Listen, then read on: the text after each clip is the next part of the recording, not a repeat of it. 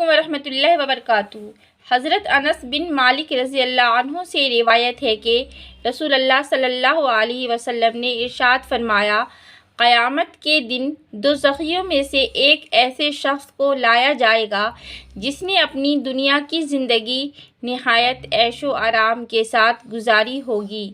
اس کو دوزخ کی آگ میں ایک غوطہ دیا جائے گا، پھر اس سے پوچھا جائے گا، آدم کے بیٹے، کیا تو نے کبھی کوئی اچھی حالت دیکھی ہے، اور کیا کبھی عیش و آرام کا کوئی دور تجھ پر گزرا ہے؟ وہ اللہ کی قسم کھا کر کہے گا، کبھی نہیں میرے رب۔ اسی طرح ایک شخص جنتیوں میں سے ایسا لایا جائے گا جس کی زندگی سب سے زیادہ تکلیف میں گزری ہوگی۔ اس کو جنت میں ایک غوطہ دیا جائے گا، پھر اس سے پوچھا جائے گا، آدم کے بیٹے، کیا تو نے کبھی کوئی دکھ دیکھا ہے؟ کیا کوئی دور تجھ پر تکلیف کا گزرا ہے؟